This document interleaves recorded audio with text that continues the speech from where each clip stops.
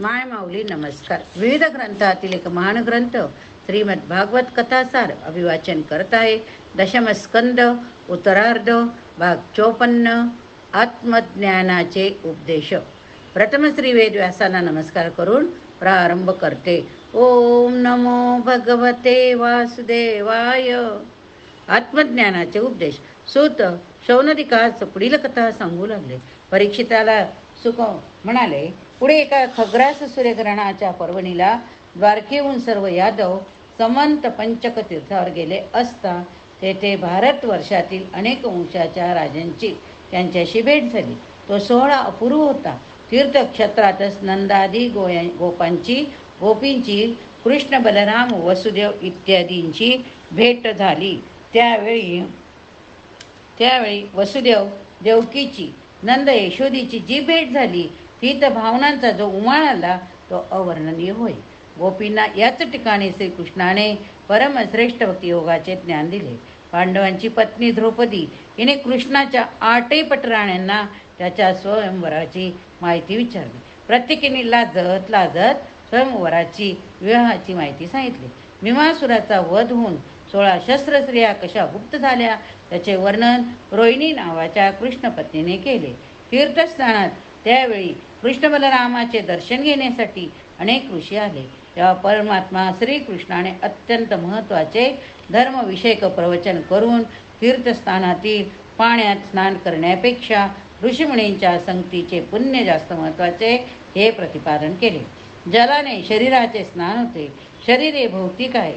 काष्ट, मृत्तिका, धातू, जल यांच्या मूर्ती किंवा प्रवाह यांच्या ठाई भगवंताचे अधिष्ठान शोधण्यापेक्षा ऋषी, संत, सज्जन, सिद्ध यांच्या ठाईच अत्यंत कल्याणप्रद असे हे अधिष्ठान असते.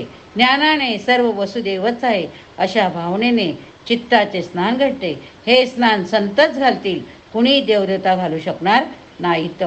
कृष्णाचे भाषण ऐकून परंपरागत बुद्धीने तीर्थयात्रा करणारे वृद्ध तपस्वी सुद्धा घोटाळ्यात पडले.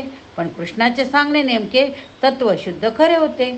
ऋषी आपापसात म्हणाले, या कृष्णाची लीला लोकसंग्रहासाठीच नाना रूपाने व्यक्त होत असते. त्यावेळी वासुदेवाने ऋषींना प्रश्न विचारला. ऋषींनो, कर्म वासनांचे पूर्ण निरसन करणारी, मोक्ष देणारी कोणती साधना आहे? कोणते अनुष्ठान किंवा उपाय आहे? त्याचा मला उपदेश करावा. नारद म्हणाले, ऋषींनो, साक्षात विष्णूच बालच रूपाने ज्याच्याजवळ होता आताही आहे वसुदेव कृष्णाला न विचारता तुम्हाला मोक्ष धर्म विचारित आहे, तरी सरळ मनाने सांगू द्या. ऋषी म्हणाले, यज्ञाने विष्णूची आराधना करावी, हाच शांतीचा, आनंदाचा, मोक्षाचा उपाय. वित्तेपणा, लोकेक्षणा, भोगेपणा तिघींचा त्याग करूनच मोक्ष मिळतो. देव, ऋषी, पितरांचे ऋण हा जन्मच असते. ते यज्ञ, ज्ञानार्जन, संतानोत्पान यांनी फेडते. त्यानंतर वसुदेवाने कुलक्षेत्रात यज्ञ केले. ते सर्व ऋषी ऋग्विज म्हणून त्याने बोलावले. शेवटी सर्वजणांनी निरोप घेतले. तेव्हा विरह असंही होत होता. नंदादी गोपांची कृतज्ञतेने त्यावेळी सन्मानाने पूजा केली. वर्षा ऋतू जवळ येत होता. असे पाहून द्वारकेला सर्व यादव कृष्ण बलराम वसुदेव यासह परत आले. द्वारकेत राहत असताना आपले पुत्र कृष्ण बलराम हे अनंत विष्णू आहेत हे ओळखून त्या भावनेने श्रीकृष्णाजवळ आत्मज्ञानाचा विषय काढला. तो कृष्णाला परस्पर सृष्टीनियंता, गुणातीत, गुणभोक्ता, साक्षी, सर्व व्यापी परब्रह्म स्वरूप समजून त्याची स्तुती करू लागला. त्यावेळी कृष्णाने आत्मा हाच सर्व व्यापी आहे असे सांगून बलराम स्वतः कृष्ण हे देहदृष्ट्या पाहता वसुदेवाचेच पुत्र आहेत, पण आत्मदृष्ट्या सर्व एकच ब्रह्मरूप आहे. नानात्व हे दृष्टीवरील मायेच्या आवरणामुळे भासते असे सांगितले. वसुदेव कृष्ण यांचा संवाद अशा रीतीने सत्य तत्वविषयी चालला होता. तेव्हा देवकी जवळच बसलेली होती. तिला त्यावेळी आपल्या मृत 6 पुत्रांची फार आठवण झाली. ती कृष्णाला म्हणाली, कृष्णा, माझे काम करशील का? तुझे 6 भाऊ कंसाने मारले, त्यांना मी पुन्हा कधी पाहीन का? ते असते तर तुझ्या प्रयत्नाने तू सांदीपनीचा मृत पुत्र परत आणून दिला होतास. त्या मला आठवते. तुला तुझे स्वतःचे भाऊ परत आणता येतील की नाही? माझ्यासाठी त्या मुलांना परत भेटव. कृष्ण बलराम यांनी होकार दिला. कृष्ण बलराम त्या दोघांनी त्या निमित्ताने बलिराजाला सुतल लोकात भेटण्याचे ठरवले. ते भूलोकातून सुतल नावाच्या सूक्ष्म लोकी गेले. बळीराजाचे तेथे अधिपत्य होते. त्याने दोघांचे दर्शन होताच आपले जीवन धन्य झाले असे मानून त्यांचे आदराने स्वागत केले. वामन अवतारानंतर बळीला विष्णूने पुन्हा आज प्रत्यक्ष दर्शन दिले होते, तेही अनंत शेषासहित. बलिराजाने त्यांना येण्याचे प्रयोजन विचारले. तेव्हा कृष्णा म्हणाला, सुतलाधिपते, माझी माता देवकीचे 6 पुत्र जन्मतात कंसाने क्रूरपणे मारले. ते तुझ्या ह्या सुतल लोकात आणले आहेत. त्यांना परत नेऊन आईची भेट घडविणार आहे. त्यातून ते माझ्या कृपेने त्यांच्या मूळ ठिकाणी म्हणजे देवलोकी जातील. स्वयंभू मन्वंतरास मरीची, प्रजापती, उर्णा यांना स्मर उदगीत परी यांना स्मर उद्गीत परी प्रवंग पतंग क्षुद्र भृत द्रुणी असे 6 पुत्र झाले. ते देव होते. एकदा कृष्णदेवा ब्रह्मदेवाला ते असले म्हणून त्याने त्यांना शाप दिला. ते दैत्य कुळात हिरण्यकश्यप यांचे पुत्र म्हणून जन्मास आले. तेथून पुन्हा योगमायेने देवकीच्या उदरात त्यांना देवले. तेथून मृत्यू भोगून आता ते येथे आलेले आहेत. मी त्यांना नेणार आहे. बलीने त्याप्रमाणे व्यवस्था केली. ती 6 बालके घेऊन श्रीकृष्ण पुन्हा बलरामासह देवकीजवळ आला. देवकीने 6 बालकांना पोटाशी धरले. तिला वात्सल्याने पाना फुटला. त्या मुलांना तिने स्तनपान करविले. कृष्ण बलराम इतरून 8 अपत्यांना पाहून वसुदेव देवकी त्यांना परम आनंद झाला. तुम्हा सगळ्यांना आनंद झालाच असेल, पण मातेचे स्तनपान, कृष्ण दर्शन, स्पर्श यांनी त्या बालकाची आत्मस्मृती जागृत झाली व ते योगमायेच्या शक्तीने देवलोकात गेले. मुलगे भेटले त्यांचे देव होऊन लगेच स्वर्गात गेले. हे काय घडले? देवकी मनात म्हणाली, कृष्णाची लीला अद्भुत आहे. परीक्षित म्हणाला, शुकदेव, कृष्णाची बहीण सुभद्रा हिचा विवाह अर्जुनाशी झाला. तो कसा? ही माझी आजी, मला ते सर्व वर्णन करून सांगा. शुकदेव म्हणाले, राजा एकदा अर्जुन तीर्थयात्रेला गेला होता. तो प्रवास क्षेत्री गेला होता. तेथे त्याला कळले की वसुदेवाची कन्या सुभद्रा हिचा विवाह होणार आहे. बलराम ती दुर्योधनाला देणार आहे. वसुदेव, कृष्ण वगैरे यादवांना मात्रही आवडले नव्हते. अर्जुनाच्या मनात सुभद्रा आपल्याला हवी असे वाटू लागले. तो त्रिदंडी सैन्याशांचा वेश धारण करून द्वारकेला आला. तेथे पूर्ववासी जनांनी बलरामाने त्याला सैन्याशी समजून सन्मान केला. बलरामाने तर एकदा त्या तेजस्वी सैन्याशाला आपल्या घरीच बोलावले. त्याचा आदराने पाहुणचार केला. त्याला पक्वान्नांचे भोजन अर्पण केले आणि ज्यावेळी सुभद्रा वाढायला आली त्यावेळी तिला प्रत्यक्ष पाहून त्याचे मन फारच आकृष्ट झाले. तिनेही त्याला पाहताच तिचे मन आकृष्ट झाले. ती चोरून त्याकडे पाहू लागली. तिलाच पत्नी म्हणून स्वीकारायची असा त्याने मनाशी निर्धार केला. तो पुढे संधीची वाट पाहू लागला. तिला पळून न्यावे असे त्याने ठरवले. एकदा देवदर्शनासाठी सुभद्रा द्वारकेहून बाहेर पडली. अर्जुनाला कृष्ण, वसुदेव आदी आतून सामील होते. त्याने ती संधी साधून सुभद्रेला दूर पळवून नेले. सैन्याशी कृष्ण भगिनीला पळवून नेतो हे पाहून कित्येक यादवगीर त्याच्यावर धावले, पण त्याने त्यांचा पराभव केला. त्याचे कृत्य पाहून बलराम संतापला. त्याला मारायला धावला, पण कृष्णाने, हा सैन्याशी अर्जुन आहे, तू उगाच राग करू नको अशी त्याची समजूत काढली. मग अर्जुनाने आपले खरे स्वरूप प्रकट केले. बलरामाने मोठ्या थाटात सुभद्रेशी अर्जुनाशी विवाह लावून त्याला पुष्कळ द्रव्य, हत्ती, घोडे, दासदासी इत्यादी वरदक्षिणा म्हणून दिली. परीक्षिता, एकदा काय झाले? मिथिला नगरीचा राजा बहुलाश्वाने त्याच नगरीत राहणारा एक ब्राह्मण श्रुतदेव हे दोघे श्रीकृष्णाचे परमभक्त होते. त्यांना भेटण्यासाठी दारुकास रथावर बसून कृष्ण विदेह नगरीला गेला. त्याच्याबरोबर त्यावेळी नारद, वामदेव, अत्री, वेदव्यास, परशुराम, असित, अरुणी, मी म्हणजे शुक, बृहस्पती, कण्व, मैत्रेय, चौवन इतरही ऋषी, धर्मज्ञ, नीतिज्ञ भक्त होते. तेथे जायचे सर्वत्र घोषित झाले होते व भारतभर ही ऋषी मंडळी धर्मतत्वे प्रजेला समाजातून सांगण्यासाठी सभा व प्रवचने, चर्चा, उपदेश हे कार्य करीतच चालले होते. नगरीत सर्वांचे स्वागत करण्यासाठी अनर्थ, धन्व, कुरु, जांगल, पांचल, मत्स्य, कुंती, मधु, कोसल, कंग आदी अनेक देशातील लोक आले होते. त्यावेळी बहुलाश्व राजा वैभवासहित स्वागताला आला. श्रुतदेव ब्राह्मणे आला. वेळ अशी आली की राजाने ब्राह्मणाने 2 मार्गाने एकाच वेळी येऊन एकदम कृष्णाला वंदन केले. एकदम श्रीकृष्णाला आयत्या आपल्या घरी येण्याचे आमंत्रण दिले. त्यावेळी श्रीकृष्णाने एकदमच दोघांना होय असे म्हटले. आम्ही सर्व पाहत होतो. तो काय ऋषी मंडळीसह श्रीकृष्णाने 2 रूपे धारण केली. मी त्यात होतो. आम्ही सर्वजण एका रूपाने बहुलाश्व रूपा मागून राजसदनाला गेलो. दुसऱ्या रूपाने श्रुतदेव ब्राह्मणाच्या घरी गेलो. दोन्ही ठिकाणी कृष्णाने आतिथ्य स्वीकारले. दोन्ही ठिकाणी जे झाले ते सर्व आजही माझ्या स्मरणात आहे. परीक्षिता, श्रीकृष्णाने आपल्या दोन्ही भक्तांचे मन राखावे म्हणून 2 रूपे धारण केले.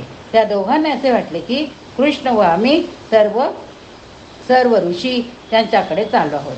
श्रुतदेवाला श्रीकृष्णाने त्यावेळी जो उपदेश केला तो असा, काय ते आपण ऐकूया. प्रिय श्रुतदेव, हे श्रेष्ठ ऋषी मुनी तुझ्यावर अनुग्रह करण्यासाठी चाललेले आहेत. त्यांच्या चरण रजाने सर्व लोक पवित्र होता. देव पुण्य क्षत्रे तीर्थे ही दर्शनाने स्पर्शनाने अर्चनेने कालांतराने पवित्र करतात. पण संत हे केवळ दृष्टीपातानेच लोकांचे पाप नष्ट करतात. जगात विप्रजन्म दुर्लभ आहे. त्यातले सर्व विप्रहा विद्या संतोष माझी भक्ती यांनी युक्त असला तर तो लक्षावधीत एक असा विरळाच होईल.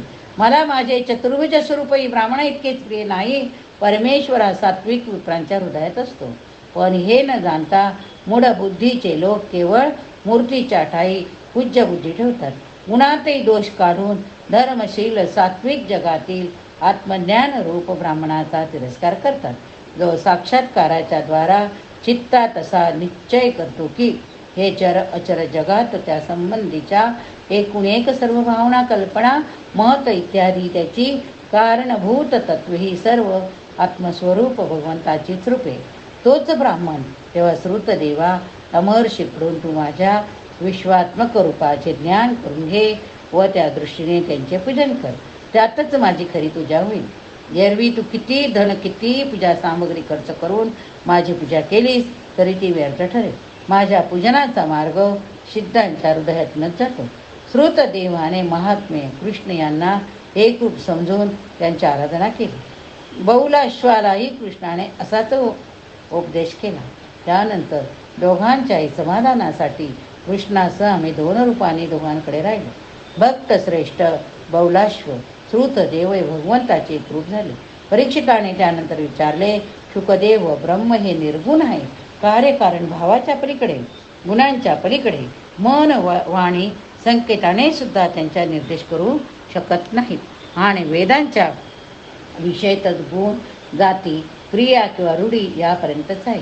तर जे वाचेच्या गुणांच्या पलीकडे आहे त्या निर्गुण ब्रह्माचे प्रतिपादन श्रुतीने कसे केले ते सांगा.